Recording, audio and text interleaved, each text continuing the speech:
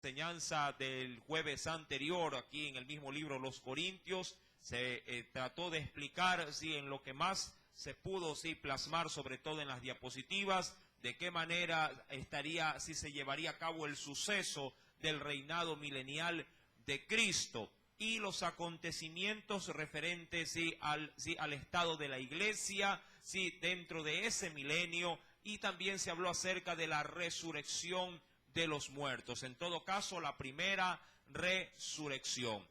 Ahora, adentrándonos en el versículo 27, que es lo que nos compete en esta noche estudiar, nos dice el Señor: porque todas las cosas las sujetó, dice ahí, debajo de sus pies. Este término o este primer pasaje del versículo 27 hace referencia a que Dios ha dado a Cristo Jesús, sí, todo en ese sentido, el poder para gobernar, todo el poder para gobernar. Recuerde que este texto se ha de cumplir en el reino milenial de Cristo. Hoy por hoy Cristo gobierna, sí, obviamente sobre la iglesia, pero no sobre todo el mundo, amén, sí, pero en el reino milenial Cristo gobernará en plenitud, no solamente a la iglesia, sino a todo el mundo, amén. Y ese será, mi amado hermano, sí, un cumplimiento de la Escritura.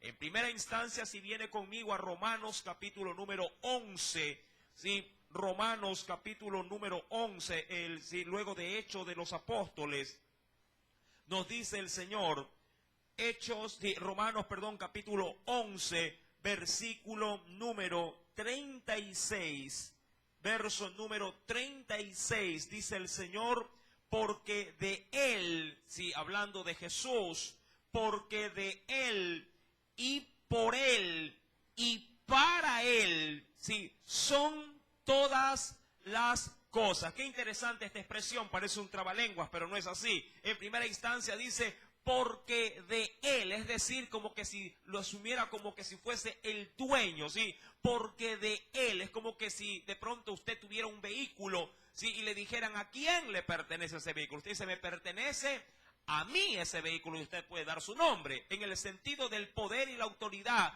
el Señor hace alusión en esta primera parte: porque de Él es todas las cosas. Segundo, también dice aquí: y por Él, recordando que allá en los evangelios también se habla de que por causa de Cristo el Señor hizo todas las cosas, amén. Todo lo que ha sido hecho, dice la Escritura, ha sido hecho para Él. Sí, el Señor, todo lo que ha creado, nuestro Padre Celestial, todo lo ha hecho para su amado Hijo. Y seguidamente dice en este verso número 36, y por Él o por causa de Él, todo, sí, le ha sido otorgado. Dice la Escritura en ese término, ya en la parte segunda de este verso 36, a Él pues sea la gloria por los siglos, sí, de los siglos. Adicionalmente, mi querido hermano, sí, retomando por favor Corintios capítulo número 15, verso 27, porque todas las cosas, dice el Señor ahí, las sujetó debajo de ¿qué? Debajo de sus pies. Recordando que este texto es el cumplimiento de una profecía que se habrá, obviamente en el porvenir, si se habrá de llevar a cabo. Si uno va al libro de los Salmos, esto también ya fue predicho por el salmista David, obviamente inspirado por el Espíritu Santo. Cuando vamos al Salmo capítulo número 8, si vamos brevemente a la Escritura, en el Antiguo Testamento, en Salmos capítulo número 8, mira lo que nos dice el Señor. Libro de los Salmos, capítulo número 8. ¿Lo tiene? Salmos, capítulo número 8. Nos dice el Señor, verso número 6. Y desde el 5 podríamos leer para tomar hilación en la lectura, no perdernos el contexto que también es importante. Dice ahí: le has hecho poco menor que los ángeles. Esto hablando de la humanidad de Cristo, claro, sí, cuando estuvo en esta tierra. Sí, le has hecho poco menor que los ángeles, entendiendo que Jesús es superior a los ángeles, pero en su humanidad le está hablando. Sí, y lo coronaste, dice ahí, lo coronaste de gloria y de honra. Verso 6, le hiciste señorear sobre las obras de tus manos. todo lo pusiste, dice ahí, ¿debajo de qué? Todo lo pusiste debajo de sus pies, entendiendo, sí, que Él está por encima de cualquier imperio, por encima de cualquier autoridad. Si vamos al Nuevo Testamento, y venga conmigo, por favor, sí, a la carta de los Hebreos, capítulo número 2, Hebreos, capítulo número 2, mira lo que nos dice el Señor en el verso número 8. Hebreos 2, verso 8. Sí, antes de la carta de Santiago. Hebreos, carta a los Hebreos, capítulo número 2, verso número 8. ¿Ya lo tienes? Dice el Señor, todo lo sujetaste, hablando de Jesús, todo lo sujetaste bajo sus pies. ¿Qué implica eso? Porque en cuanto le sujetó todas las cosas, nada dejó que no sea sujeto a Él. Pero todavía no vemos que todas las cosas, y esto es lo que estaba diciendo, le sean sujetas. Y esto es así. Cristo hoy por hoy tiene sujeta o tiene su señorío sobre la iglesia, pero no sobre el mundo. Ahora, eso no implica de que Cristo no haga su voluntad en esta tierra, la hace, pero no de manera absoluta. El hombre por naturaleza desobedece, diríamos, el régimen de Cristo o la voluntad del Padre Celestial. El hombre por naturaleza, por su, diríamos, tendencia pecaminosa, no se sujeta a la ley de Dios.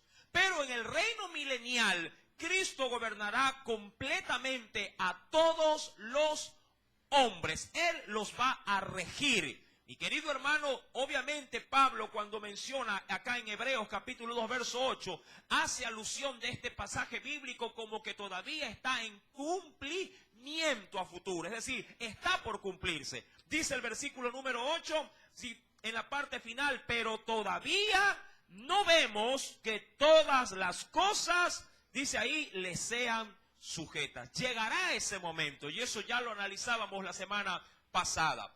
Ahora bien, retomando por favor Corintios capítulo número 15, versículo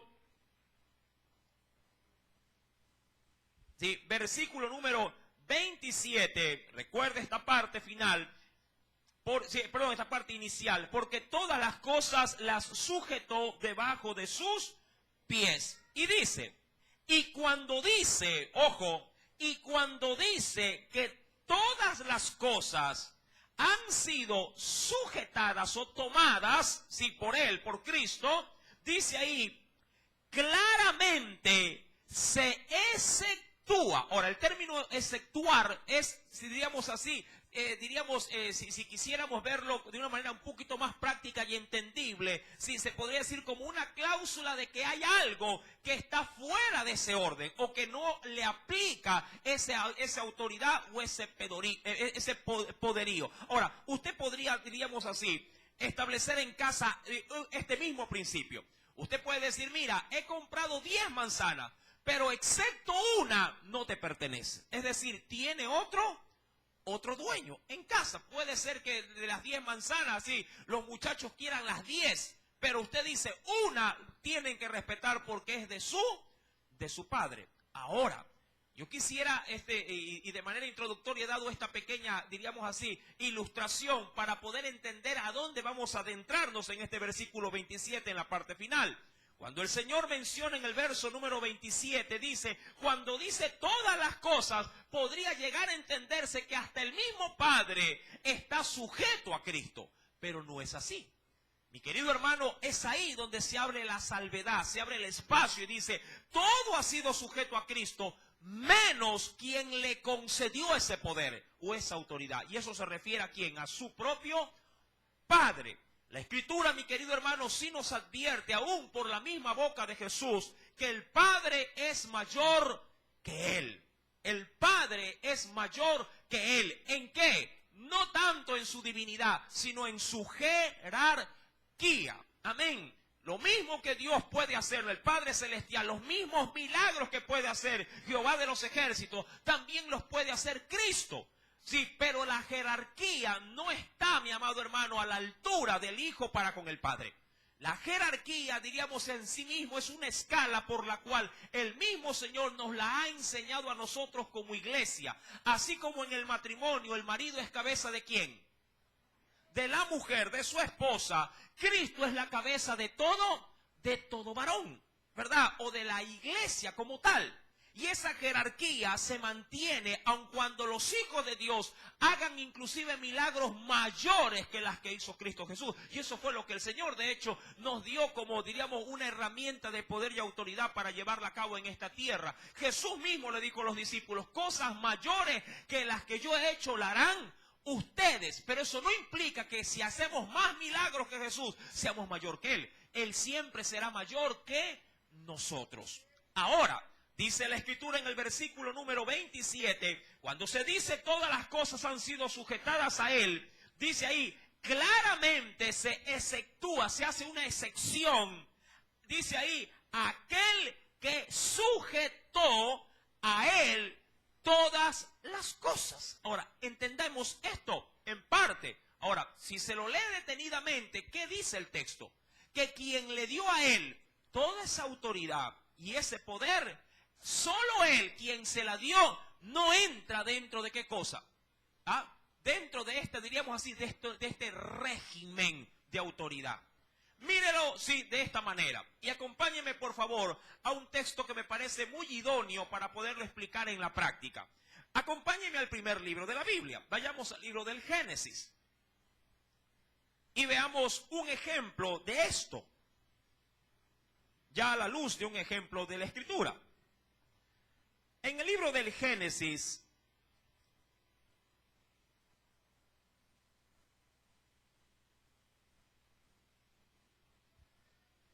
en el capítulo 41, Génesis capítulo 41,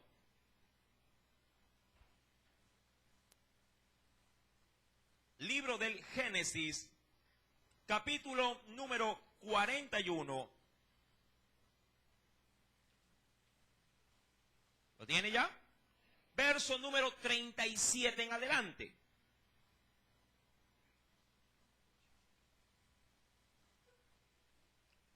Cuando José, sí, entendiendo que este era hijo de quién, de un patriarca, de Jacob. Sí, José tenía más hermanos, los cuales lo vendieron. Sí, y este fue a parar ¿a dónde?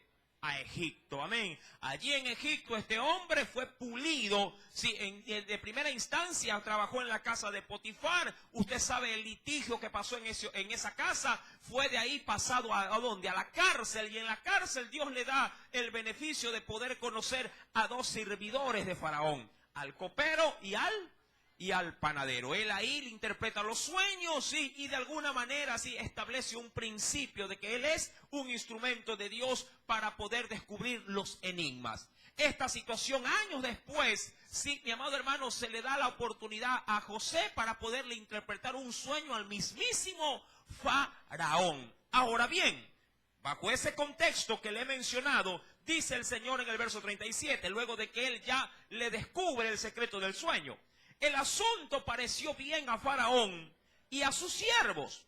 Y dijo Faraón a sus siervos: ¿acaso hallaremos a otro hombre como este, en quien esté el Espíritu de Dios? Verso número 39, ¿puede leerlo?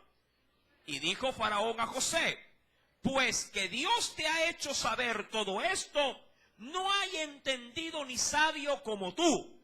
Tú estarás, y mira, sobre mi casa, y por tu palabra se gobernará todo mi pueblo.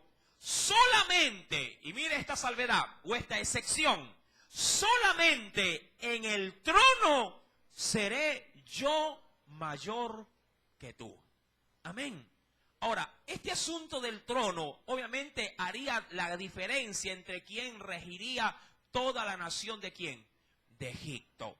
Sí, Faraón seguía siendo superior a José, pero solamente se podía ver esa diferencia porque quien estaba sentado en el trono no era José, sino ¿quién? Faraón. En el caso de Jesús, ni el trono hace diferencia en ese sentido, ni el trono hace diferencia entre, sí, diríamos, el poder y la autoridad de Cristo y su Padre. Pero más allá del trono, igual Cristo sigue respetando el señorío de su Padre, o la jerarquía de su Padre. En primera instancia, mi amado hermano, luego de haber comparado para poder entender lo que decía el verso 27, venga conmigo para poder corroborar lo que le estoy diciendo con respecto al trono. Acompáñeme por favor al libro de Apocalipsis y veamos esta reseña bíblica. Libro de Apocalipsis.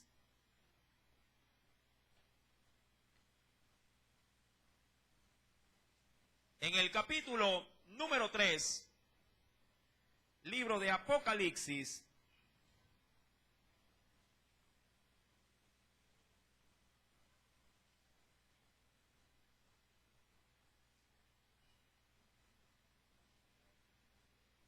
¿lo tiene? En el versículo número 21, mira lo que nos dice el Señor. Apocalipsis, ¿ya lo tiene? Capítulo 3, verso 21. Al que venciere, aquí Jesús escribiéndole por medio de su ángel a la iglesia, al que venciere, le daré, ¿sí? ¿Qué cosa? ¿Qué nos va a dar? Esto es una dignidad. Le daré que se siente conmigo, ¿en dónde? En mi trono, pero eso no significa que seremos mayor que Jesús. Y mira lo que dice Jesús acerca de sí mismo y de su Padre. Así como yo he vencido y me he sentado, ¿en dónde se ha sentado? Con mi Padre, ¿en dónde se ha sentado? Pero eso, aún así, no implica de que porque se lo vea sentado en el mismo trono de su Padre, Él se sienta superior, ¿a quién? A su Padre. No así como lo que pasó de pronto con ¿quién? Con Lucifer. En quien se puede determinar por la Escritura que por lo mucho que él tenía, dice la Escritura, por la multitud de sus contrataciones, diríamos así, de sus responsabilidades, llegó a pensar que esta situación le hacía superior o igual ¿a quién? A Dios. Y por eso, mi amado hermano, se halló maldad en su corazón y fue, sí, expulsado del cielo. Ahora, pero bueno, eso es otro tema de enseñanza. Sí, volviendo por favor a primera carta a los Corintios. Sí, primera carta a los Corintios, capítulo número 15.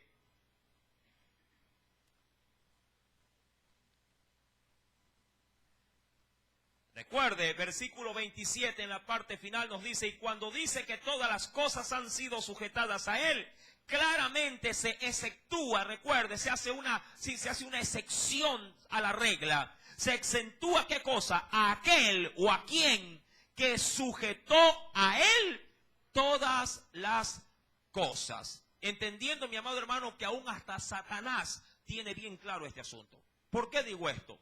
Porque asimismo Satanás no puede mover ni un solo dedo, si o no tiene autoridad sobre este mundo, si Dios así no se le hubiese, en este caso, permitido, no le hubiese dado, en este caso, tal jerarquía. Bien, Jesús le denomina a este como el príncipe de este mundo, pero no es el rey de este mundo, porque sobre él está nuestro Dios.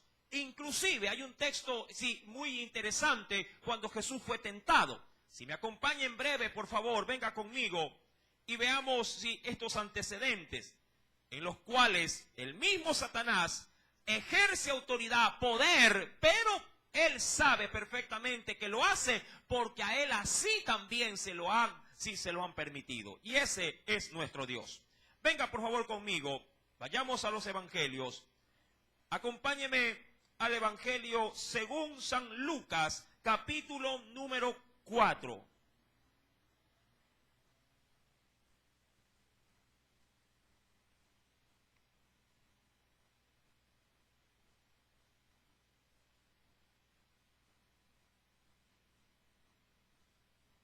¿Lo tiene?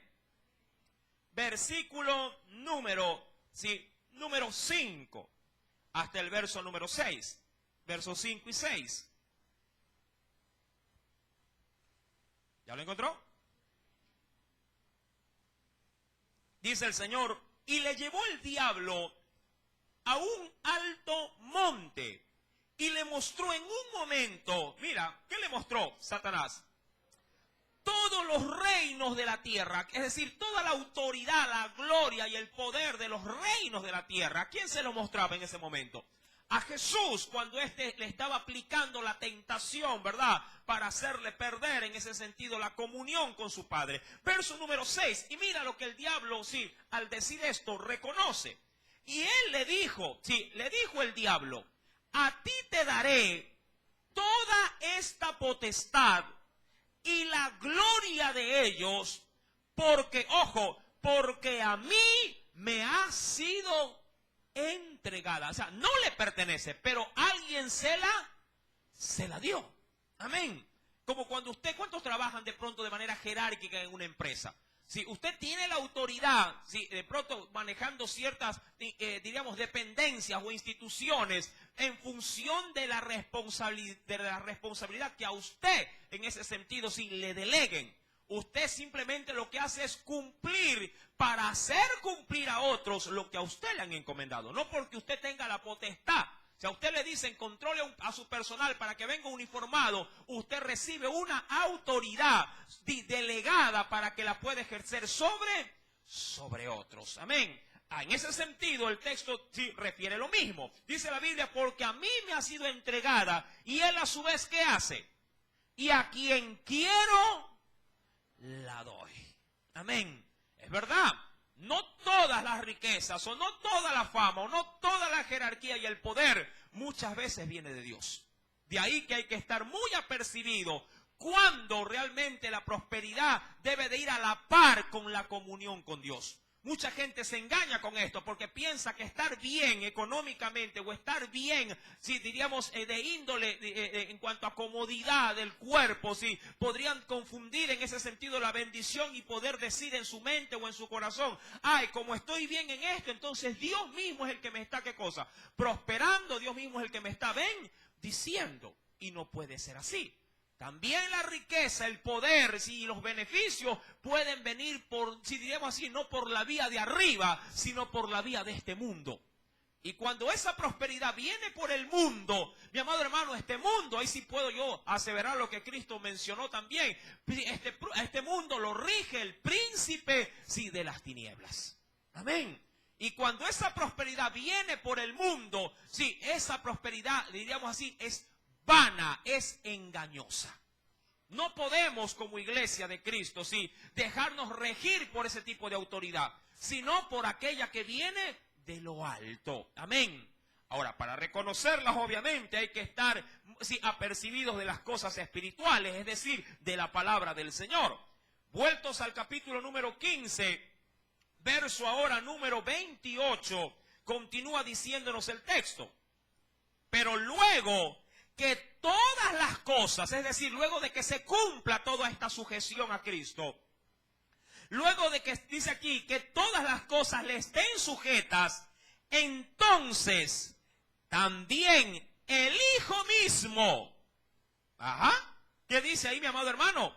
Se sujetará al que le sujetó a él todas las cosas. Ahora, esto tira abajo, en primera instancia, aquellos que no creen en que Dios es, bueno, no lo dice de esta manera trino aquí, no, pero en que Dios es más de una sola persona. Sí, Dios, mi amado hermano, manifiesta en ese sentido que en la actualidad, ¿quién debería de recibir todo honor, toda gloria y toda honra? ¿Quién? Su Hijo. En la actualidad, su Hijo, Cristo. Pero toda esa gloria y toda esa honra que Cristo hoy por hoy debe de recibir, Él mismo se encargará de transferirla ¿a quién?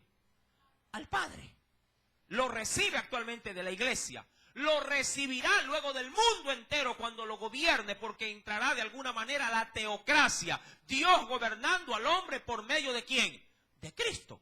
Y todo esto a la larga Jesús no la tomará para sí. No se adueñará de esta diciendo esto es mío y nadie me lo va a quitar, como muchos se aferran, bueno, no quiero ser político, pero como muchos se aferran al poder, ¿verdad que les cuesta bastante salir de esos cargos? Se parece que se enganchan ahí de pies y de manos y dicen, no, nadie me saque, quieren estar ahí mismo. No quiero hablar de política, pero vale muy bien el ejemplo. Sí, nuestro Padre Celestial, mi amado hermano, sí, sabe muy bien que esa autoridad y ese poder y esa gloria que tiene su Hijo, Él mismo se la va a transferir cuando sea el tiempo. Amén. Y así lo dice la Escritura. Me recuerda el verso 28. Pero luego que todas las cosas le estén sujetas, entonces también el Hijo mismo se sujetará. ¡Qué bueno! Jesús sujetándose a su Padre. Bueno, siempre se sujetó al Padre. Cuando Jesús caminó por este mundo, ejerciendo su ministerio, Él mismo testificaba que Él no vino a hacer su voluntad, sino la voluntad de su Padre. Pero eso nos da también un ejemplo para la iglesia actual. ¿Para quiénes? Para nosotros. Nosotros mismos a veces nos cuesta sujetarnos ¿a quién? ¿A quién? A Cristo. Y si quisiera pasar al plano familiar, a veces a la esposa le cuesta sujetarse ¿a quién? Al marido. Y el marido a su vez ¿a quién? A Cristo, ¿verdad? A veces hay litigios de sujeción, porque pensamos que sujetarse es, si lo vemos desde la óptica de la mujer, sí, pensamos que el hombre es machista, y a veces nada tiene que ver el machismo con la sujeción o la obediencia que Dios nos solicita. Por ejemplo, en el caso de las esposas, le solicita a las esposas para con sus maridos. Mi amado hermano, claro, el marido no se aprovecha de esa situación, sino que el matrimonio es un vínculo de concesión donde el uno y el otro de mutuo acuerdo hacen las cosas y juntos para agradar ¿a quién? Al Señor. Claro está que si el marido da una disposición, la mujer debe de obedecerla porque está sujeta ¿a quién? A su marido. Si el marido le dice, sí, oiga, el día de hoy, por favor, me hace esta comida, mira, aquí le he comprado esto, ¿qué tiene que hacer la mujer? ¿Qué tiene que hacer? Cocinarle. ¿Verdad que sí? Mire que yo el día de hoy voy a salir a trabajar. Al retorno, por favor, me plancha ese pantalón azul, esa camisa blanca. Sí, me la tiene ya lista para ir al culto. ¿Qué tiene que hacer la mujer? Tiene que plancharle. Debe de estar sujeta. Amén. El marido llega, está cansado, pero igual sabe que hay una responsabilidad espiritual y le dice, nos vamos todos para el culto. ¿Y la mujer qué tiene que hacer? No, mi amor, vaya usted que yo me quedo aquí todavía planchando. No. ¿Qué tiene que hacer la esposa? Obedecerle. Amén. La mujer también, ¿verdad? Para con su marido. Si la esposa dice, ¿sabes qué, mi amor? Se me acabó el lápiz de labio, sea tan amable, apenas cobre, va y me compra uno. ¿Qué tiene que hacer el marido? ¿Ah? Tiene que comprarle, ¿verdad? Si la quiere guapa y bella, tiene que invertir también en ella, ¿verdad? Mi amado hermano, la sujeción siempre será un problema, pero Cristo siempre también será un modelo y un ejemplo a seguir. Mire, a pesar de que Él ya humanamente, Él ya cumplió, ojo, humanamente Él ya cumplió ese propósito, igual lo va a volver a cumplir luego del milenio. Él va a entregar todo su reinado y su poder, toda esa sujeción de naciones se las va a transferir directamente ¿a quién? A su Padre, para que se cumpla en primera instancia un precioso texto que está en Zacarías capítulo número 14. Mira lo que nos dice Zacarías capítulo 14, verso número 9. Hay un texto, sí, de manera profética en ese precioso libro de Zacarías, el cual te invito a que leas juntamente conmigo. Zacarías, capítulo número 14. ¿Dónde está Zacarías? Es el penúltimo libro del Antiguo Testamento. Zacarías es el penúltimo libro del Antiguo Testamento, antes de Malaquías. ¿Lo tiene? Capítulo 14. Ven conmigo, por favor, al verso número 9.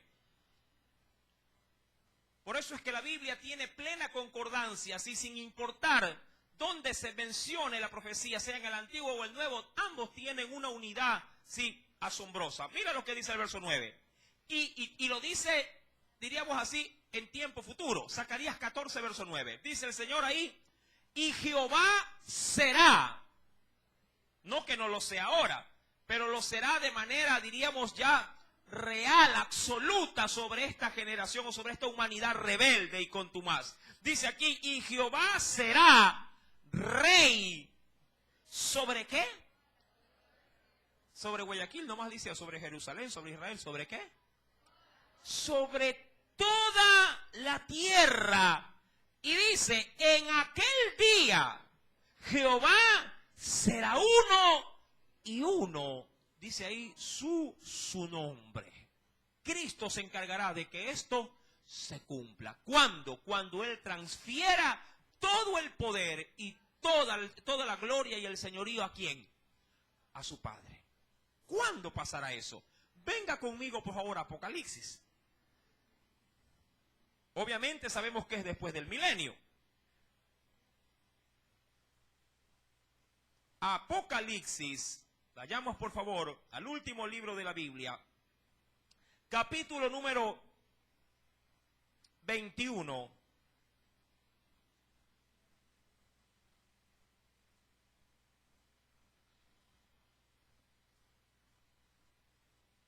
Verso número 3 en adelante. Verso 3 en adelante. ¿Ya lo tiene? Y hoy, aquí habla el apóstol Juan. Y oí una gran voz del cielo que decía: he aquí el tabernáculo, que es la casa del Señor o el templo, el tabernáculo de Dios, ¿con qué? ¿O con quiénes? Con los hombres, y Él morará con ellos, y ellos serán su pueblo. Mira que habla solamente así de uno guiando a toda una multitud. Y Dios mismo estará con ellos como su Dios. Enjugará Dios o limpiará Dios toda lágrima de los ojos de ellos. Y ya no habrá muerte, ni habrá más llanto, ni clamor, ni dolor, porque las primeras cosas, dice aquí, pasaron, ¿verdad? Es decir, ya todo lo que ha quedado, diríamos, hasta el milenio, quedó atrás. Y Dios se encargará personalmente, mi amado hermano, de tratar uno a uno con todos los moradores de esta tierra. Amén. Parece imposible creerlo. En la actualidad, ¿cómo usted, cuando se habla de Dios, cómo usted se plantea a sí mismo delante, diríamos, de Él?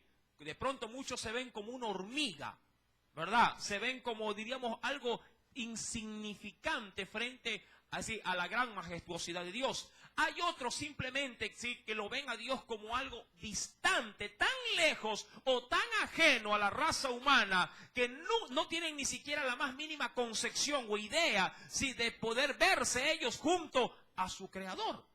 Claro, hay otro grupo más pequeño que asume que Dios está en todo lugar y que Él de alguna manera está siempre pendiente de cada uno de sus hijos. Ahora, mi amado hermano, si usted tiene presente la palabra como algo cierto, obviamente usted hace bien en concebir, diríamos, esta palabra en su corazón. Porque de esa manera usted no tendrá un Dios lejano, sino un Dios muy, pero muy cercano a usted. La Escritura, mi amado hermano, pues así, de manera especial, lo ha determinado.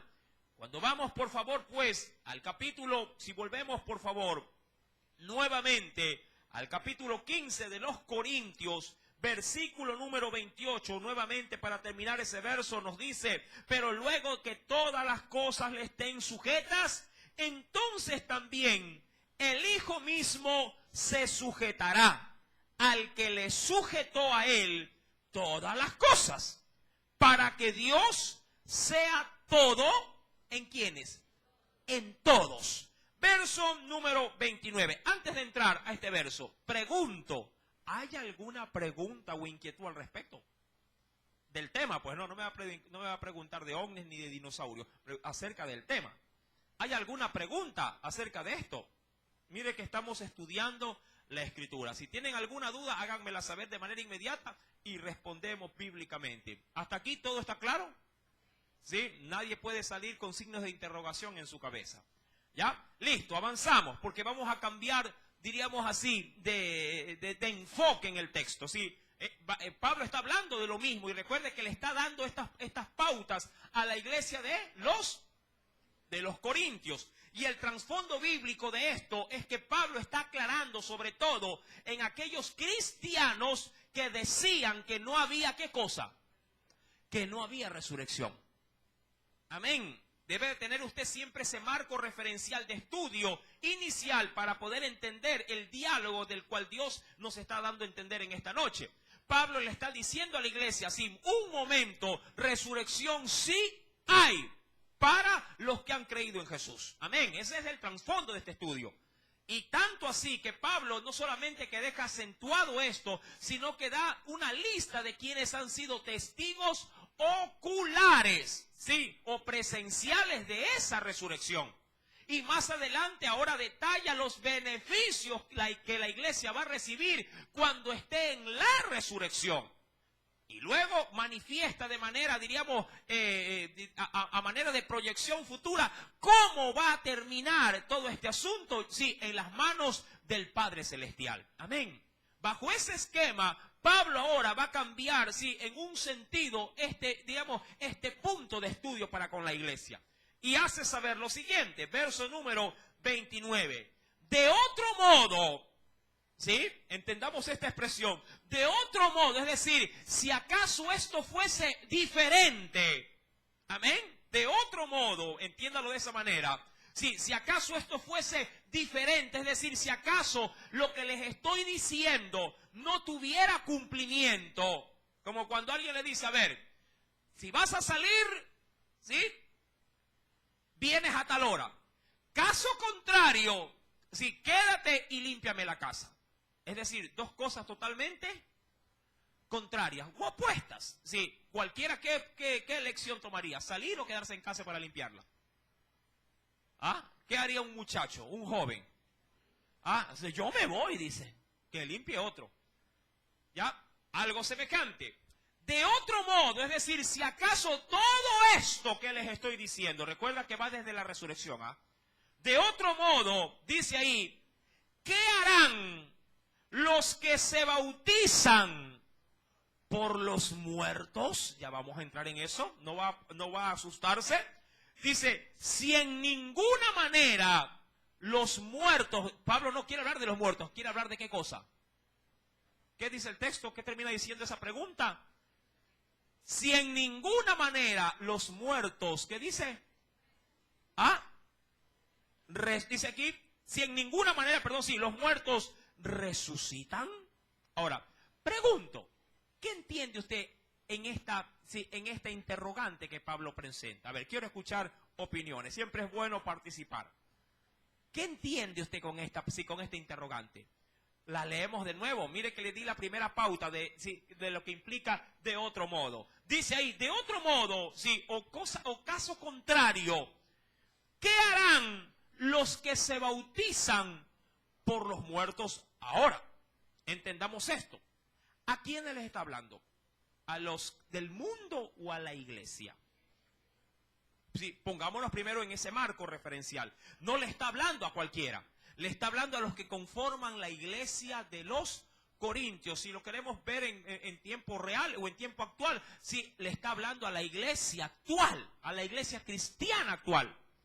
En cuyo caso usted debe de entender que es una pregunta de la cual ellos están perfectamente, sí, reconociéndola como algo que ocurre en ese momento. Ahora, algo que quiero rescatar en primera instancia es que la iglesia de Corintios, si algo, diríamos así, si un visto bueno se podía considerar en la iglesia, es que la mayoría, si acaso no la totalidad, era gente bautizada, en primera instancia.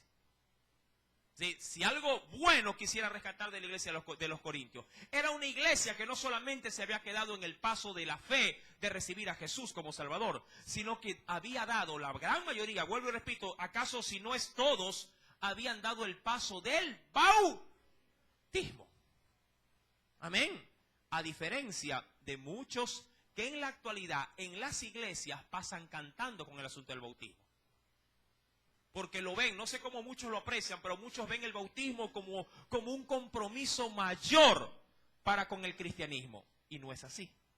El compromiso se lo adquiere desde el momento en que usted abrió su corazón y recibió a Jesús. Eso finiquitó todo. Eso es como decirle a alguien, si en el altar, sí. ¿Qué implica eso? ¿Qué implica eso ante la ley? O ante un abogado en el registro civil. ¿Qué implica que usted dice, sí, la acepto? ¿Qué implica eso?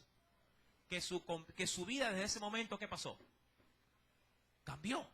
Pasó de soltería a ¿qué? A casado. Dígalo con gusto y con gozo. Sí, cambió la vida.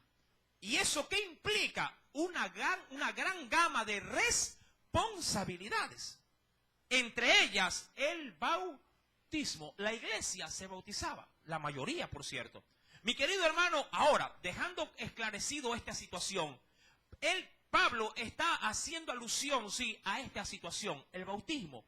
Pero no como un marco de salvación, sino como una etiqueta adicional, sí, que remarcaba el compromiso de la salvación. Porque recordará usted lo que dice en Marcos capítulo 16, sí, en el cual nos dice: el que creyere y fuere bautizado, ¿será qué cosa? Será salvo, porque era el paso de fe más el paso de obediencia. Fe al recibir a Cristo, obediencia al bautizarme. Ahora bien, como le está hablando a la iglesia de Corintios, que tiene metida en la cabeza de que la resurrección es cosa de cuentos, que es cosa de pronto de simplemente de no creer, recordando que la iglesia de Corintios era una iglesia marcada por una filosofía de conocimiento. Y recuerda que esto yo también ya lo expliqué en enseñanzas pasadas acerca de las corrientes filosóficas que corrían con gran fuerza en ese entonces, que era la corriente de los epicúreos y de los estoicos. ¿Se recuerda usted esto?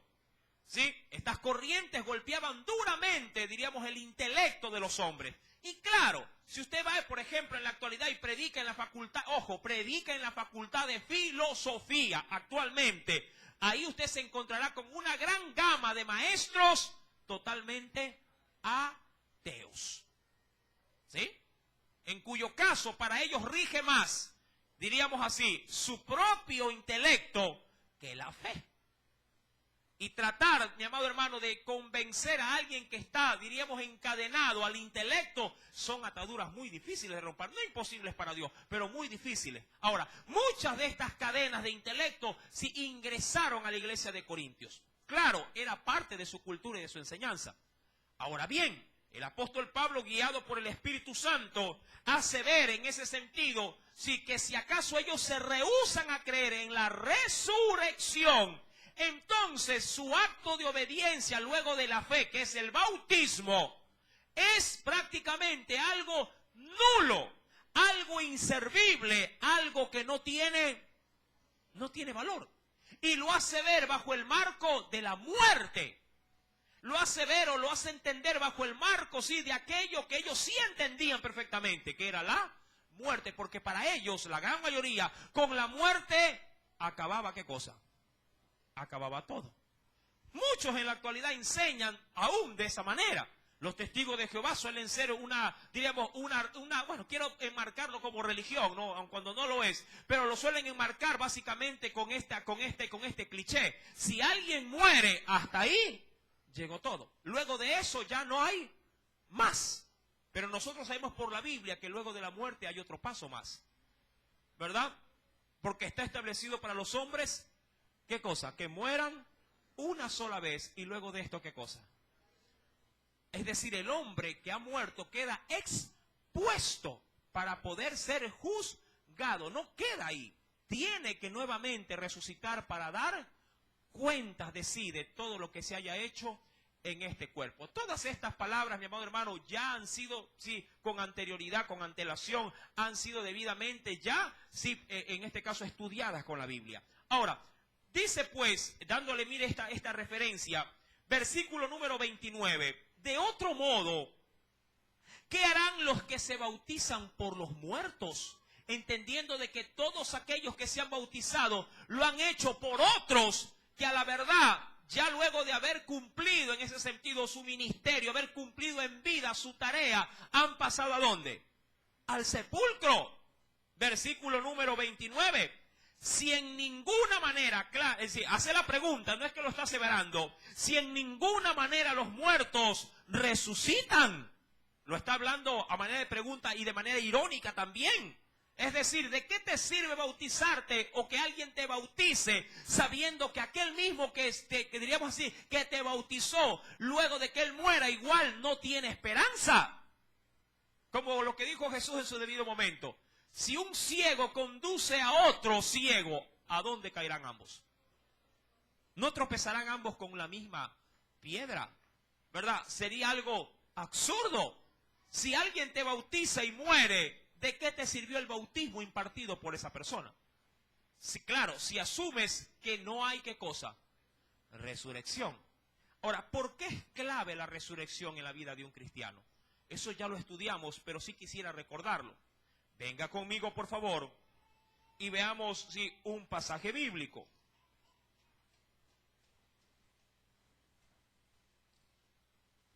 En Corintios, en el capítulo 15, pero sí, mucho más atrás, verso número 12.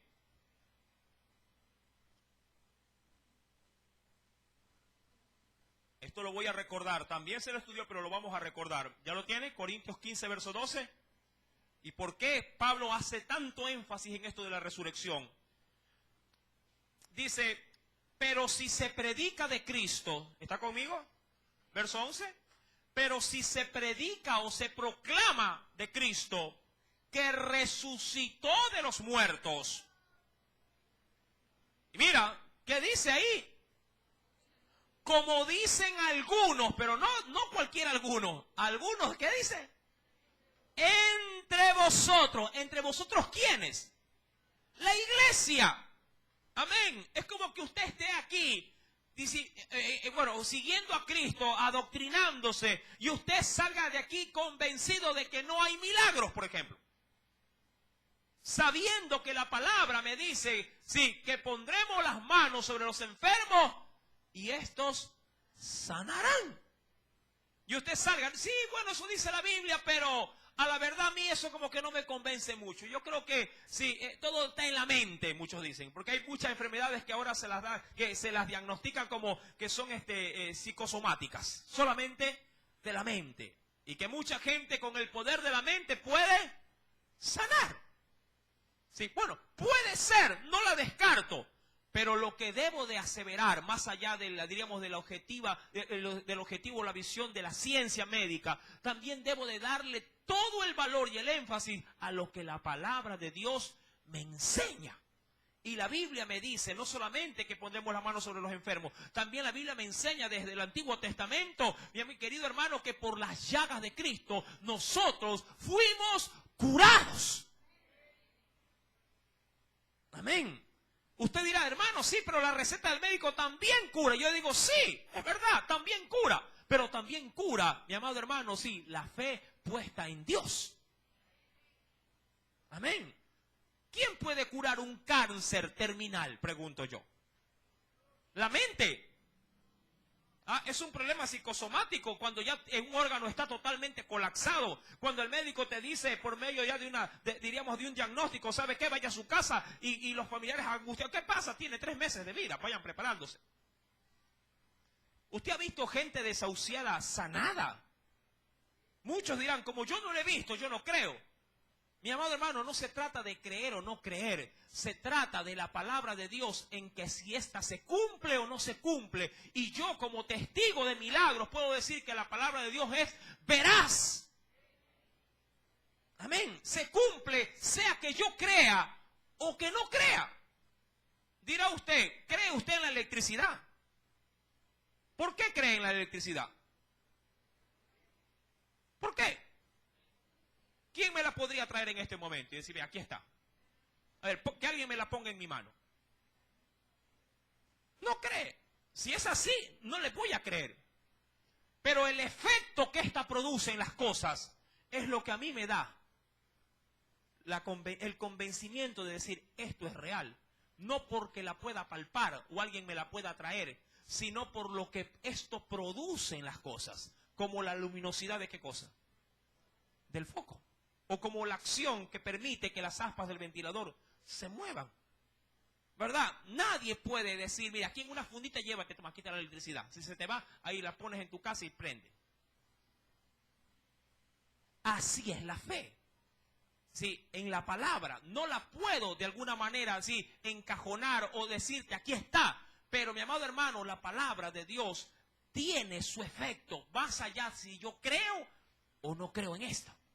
Mi querido hermano, ahora, por eso era necesario darle el énfasis del versículo número 12, en el cual nos dice, si se predica de Cristo que resucitó de los muertos, como dicen algunos entre vosotros que no hay resurrección de muertos, dice el verso número 13 y 14, porque si no hay resurrección, ¿sí? ¿Va conmigo en la lectura?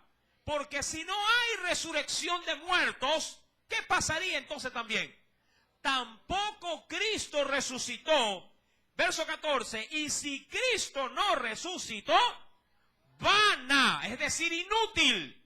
Resulta, ¿qué cosa? Vana es nuestra predicación, vana también es, ¿qué cosa? Vuestra fe. Y ahí aclara subsiguientemente en el verso, pero Cristo resucitó, lo dice ahí. Amén. ¿Cuántos están seguros de eso? ¡Qué bueno!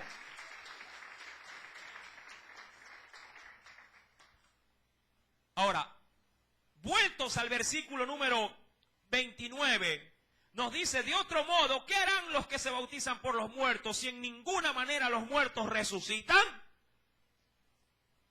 Dice aquí, ¿por qué pues se bautizan por los muertos? Es decir, ¿por qué acceden a hacer algo litúrgico que es el bautismo, sabiendo que están convencidos en la mente de que no hay qué cosa? Ahora, ¿por qué Pablo asocia la resurrección con el bautismo? Porque allá lo empuja Pablo, ¿verdad?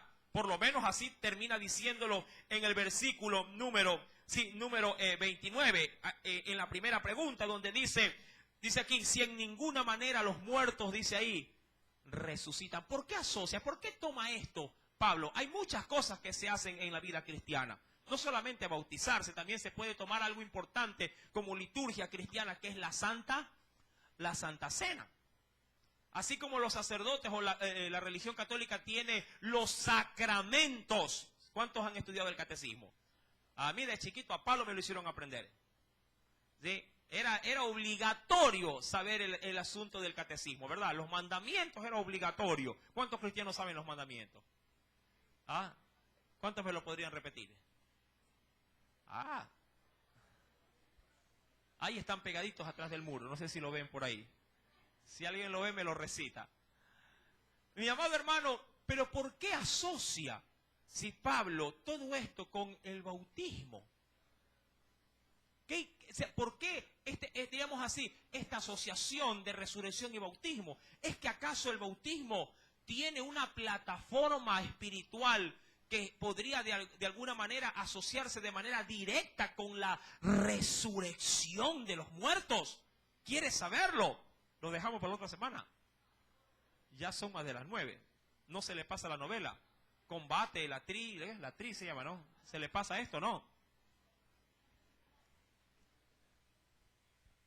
Bueno, voy a ser muy rápido, pero quiero que ante todo venga a la carta a los romanos y vamos a ver por qué Pablo asocia todo esto con el bautismo.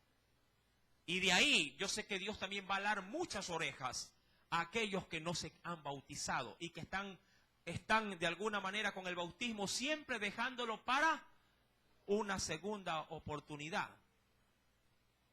El bautismo podría ser un pecado el no realizarlo para quienes teniendo oportunidad de hacerlo simplemente no quieren obedecer la ley de Cristo. No digo la ley del Padre, la ley de Cristo. Es lo mismo, pero lo quiero poner bajo esta óptica. Romanos capítulo número 6.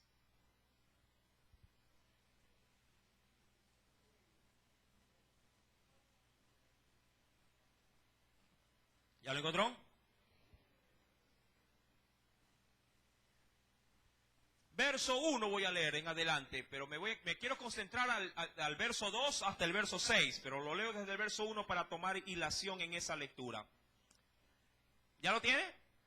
Pablo siempre diríamos, ponía a la iglesia así con preguntas, y me encanta. ¿Por qué? Porque es la única manera para poder desarrollar en Dios, sí, a manera de pregunta, un estudio de alguna manera un poquito más, diríamos así, un estudio más profundo de la palabra, sí, concienzudo de la palabra. Bueno, dice la Biblia, ¿qué pues diremos? ¿Perseveraremos en el pecado para que la gracia abunde? El contexto de este pasaje bíblico es de que somos libres en Cristo, pero no para pecar, sino para vivir una vida santa. Y muchos podrían decir, pero yo quiero que la gracia abunde en mí y por eso voy a pecar bastante para que Dios también me perdone bastante. Y esa no es la idea. ¿Ya? Verso número 2. En ninguna manera, porque los que hemos muerto al pecado, y luego vamos a ver eso también, ¿cómo viviremos aún en él? ¿En qué? ¿En el pecado?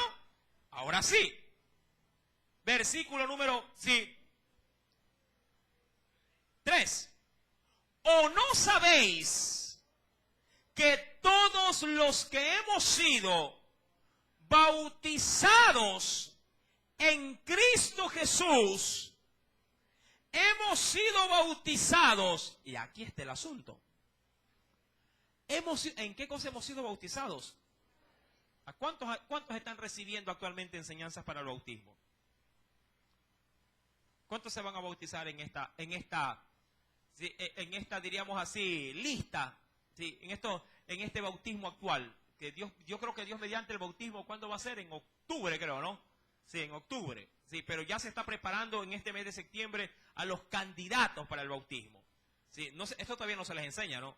Todavía no, van a llegar allá. Bueno, esta es una antesala de esto.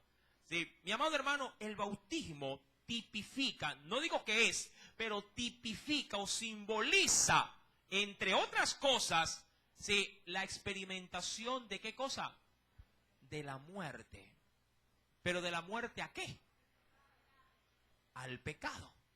Pero si se habla de muerte, ¿sí? También más adelante saldrá, se va a hablar de resurrección. ¿Sí? ¿Por qué digo esto? Porque si morimos para algo, tenemos que vivir para alguien. Y eso Pablo lo va a aclarar en este texto. Dice el Señor, verso 3, ¿no sabéis que todos los que hemos sido bautizados en Cristo Jesús, hemos sido bautizados en su muerte? Dirán, ¿de verdad? ¿Y cómo así? Verso 4, porque somos, eso pasa en el bautismo, todo esto pasa de manera, vuelvo y repito, simbólica, no es que pasa de manera, diríamos así, de manera literal, ¿ya? Porque somos sepultados juntamente con Él para muerte por el bautismo. Ojo, que explico la transición. Cuando el hombre, hablo del hombre o la mujer, si se sujeta al bautismo e ingresa a las aguas, automáticamente, y esto pasa en el ámbito de la fe y de la sujeción de ese hombre o de esa mujer a Cristo, ese hombre o esa mujer está de alguna manera aceptando un compromiso de que al sumergirse en las aguas, mi querido hermano, muere. ¿Para qué? Para el pecado. No que no haya muerto desde que recibió a Cristo en su corazón, pero algo pasa penosamente luego de recibir a Cristo. Y digo que pasa penosamente porque muchos, luego de haber recibido a Jesús en su vida, siguen ¿qué cosa? Muchas veces siguen pecando. Se me ocurre, un borrachito viene a Cristo y de pronto, sí, esto pasa en casos muy excepcionales, ¿sí?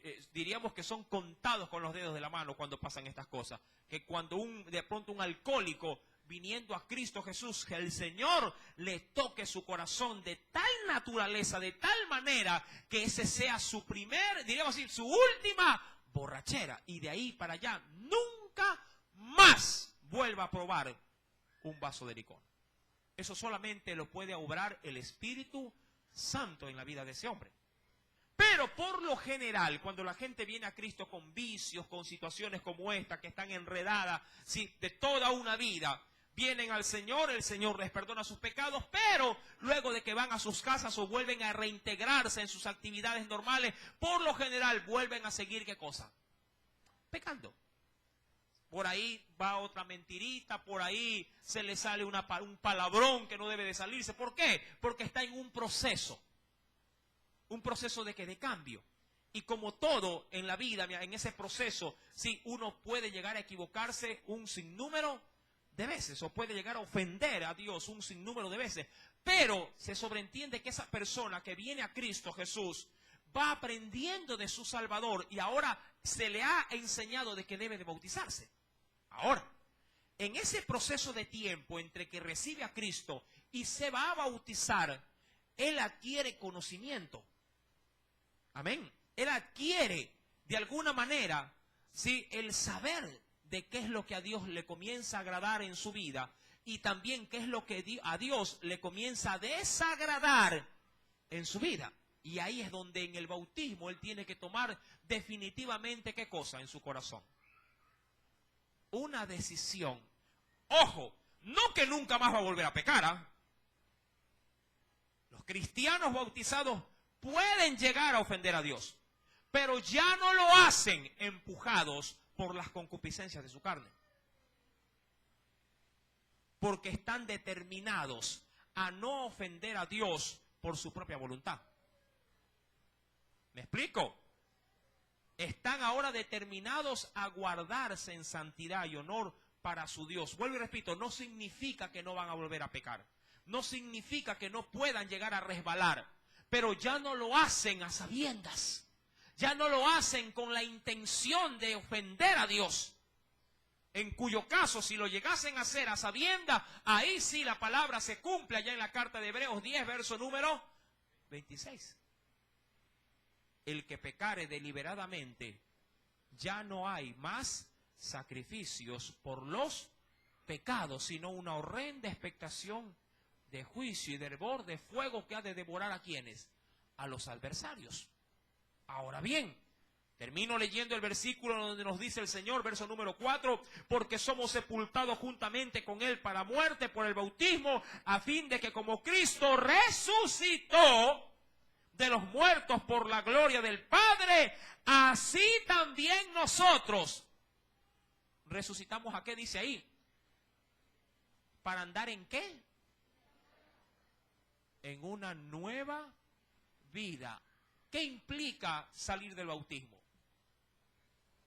Es un prototipo de resurrección. Pero resucitamos ¿en qué?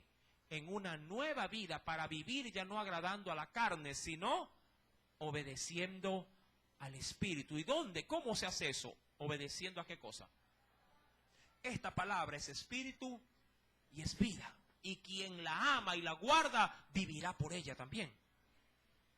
Mi amado hermano, de ahí que Pablo menciona a la iglesia de los Corintios diciendo, con respecto a la comparación que hace con la resurrección, ¿sí?, y la muerte en ese sentido, porque él sabía perfectamente que quienes se bautizaban habían confesado públicamente un verdadero cambio de vida, aceptando, entre otras cosas, la enseñanza de la sana doctrina y no la teología, diríamos así, ¿sí?, de los hombres, o no los dogmas o las enseñanzas filosóficas de una cultura griega que estaba embebiendo las mentes de quienes formaban la iglesia de Jesucristo.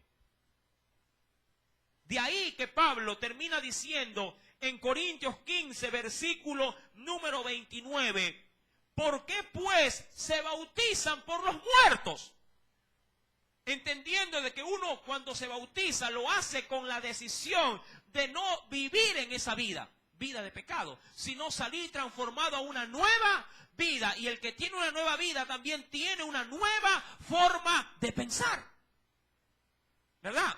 Renovaos, dice el Señor, en el espíritu de vuestra mente. Y eso solamente se lo va a hacer cuando el hombre se disponga a meterse la palabra de Dios en su mente y en su corazón. Y sacar toda fábula, todo cuento, toda tradición, sí, que venimos heredando muchas veces de generaciones pasadas, para poder ahora darle cabida a una nueva forma de vida, no bajo el régimen de la letra del mundo, sino bajo el régimen del Espíritu y del Espíritu Santo. Amén. Pero esto no queda así. Esto Pablo lo va a seguir, sí, analizando desde lo profundo, porque estas palabras van para una iglesia que necesita ser madurada en la fe de Cristo. ¿Quieres saber de esa fe? Venga el próximo jueves y continuaremos desarrollando ahora el versículo número 30, ya que en ese texto dice Pablo, ¿y por qué nosotros peligramos a esta? Dice ahí, a toda hora. ¿Quieres saber de qué se trata? El próximo jueves lo sabrá con la ayuda del Espíritu Santo. Amén. Espero que el Señor haya hablado grandemente a tu vida y a tu corazón.